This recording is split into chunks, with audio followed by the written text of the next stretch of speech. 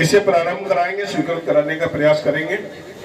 दूसरा, फर्रुखाबाद जनपद में एक दो लोगों को मैंने देखा कि साहब ये कॉलोनी ट्रेन वहां तक कर दी है, पहले ही ट्रेन में जगह नहीं मिलती थी। मैं उनसे कहना चाहता हूं कि कोई भी यहाँ जो मैनपुरी है, फर्रुखाबाद वाले हैं या कन्नौज वाले हैं, इन्हीं को इलाहाबाद जाने की आवश्यकता पड़ेगी। कोई इलाहाबाद से चल के या इलाहाबाद में कोई फर्रुखाबाद का आदमी है, मैनपुरी का आदमी है, कन्नौज का आदमी, वही इलाहाबाद से यहाँ आएगा। कोई दिल्ली वाला इस ट्रेन पर, कॉलोनी ट्रेन पर दिल्ली नहीं जाएगा, क्योंकि वहां से कई ट्रेनें हैं। ये लोगों को कुछ लोग गुमराह करने का लोग प्रयास करते हैं और बताने के लिए इस तरह से बताते हैं कि साहब उस पॉजिटिव चीज को नेगेटिव में भी बताने का काम। जो कुछ लोगों की नेगेटिव, जो लोग होते हैं नेगेटिव सोच रखते हैं और नेगेटिव ही पैदा करते हैं। इसी तरह से मैं कह सकता हूं,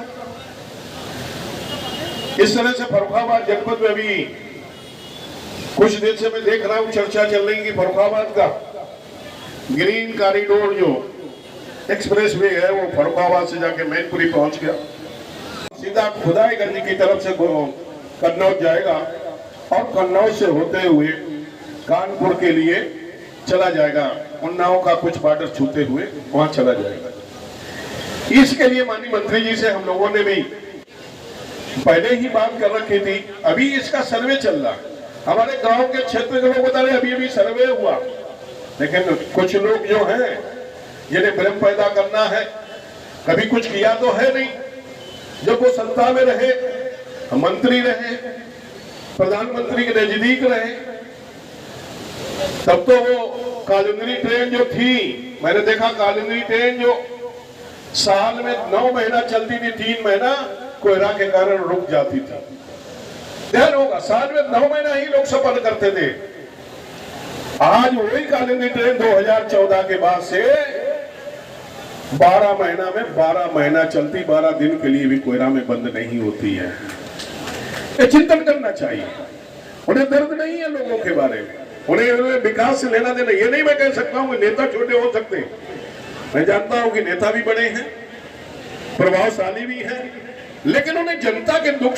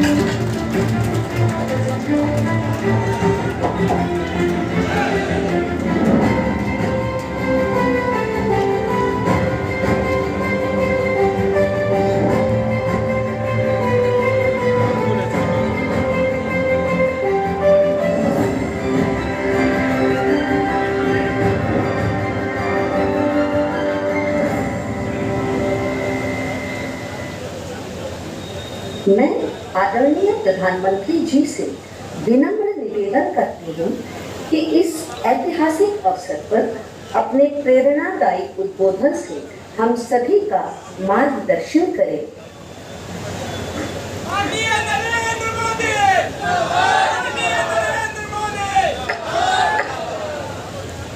नमस्कार। देश के रेल मंत्री श्री अश्विनी वैष्णव जी कार्यक्रम में देश के कोने कोने से जुड़े केंद्रीय मंत्रिमंडल के अन्य सदस्य,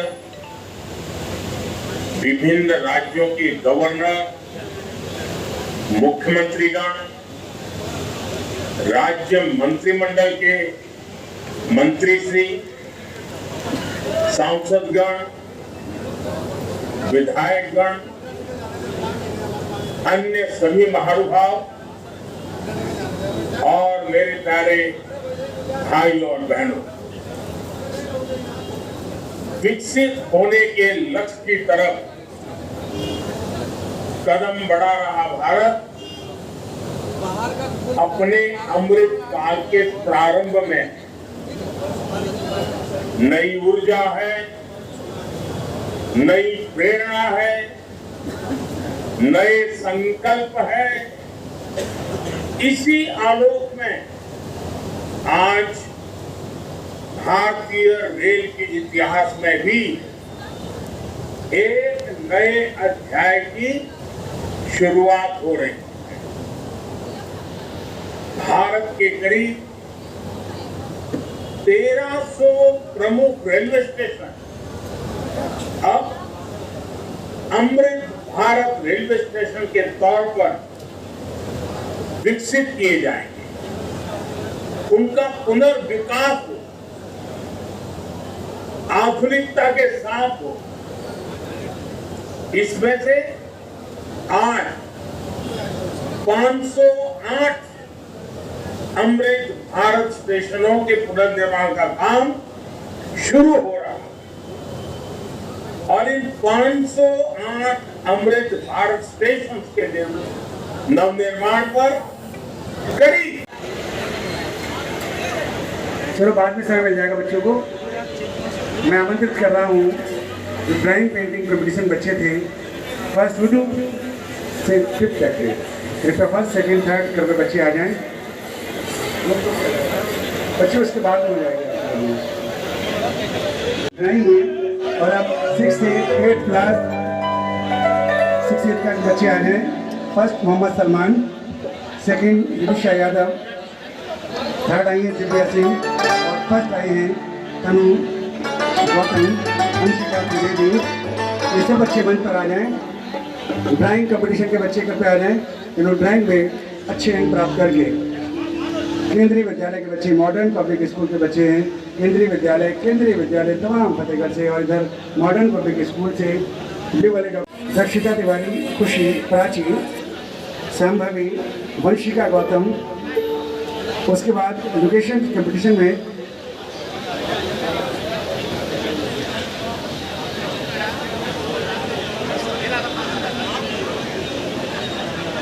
और अब मैं निवेदन करना चाहूँगा बच्चे जो मानवी राठौर हैं, अतिशीघ्र बच्चे दौड़ कर आए। बच्चे तो दौड़ते तो अच्छे लगते हैं ना।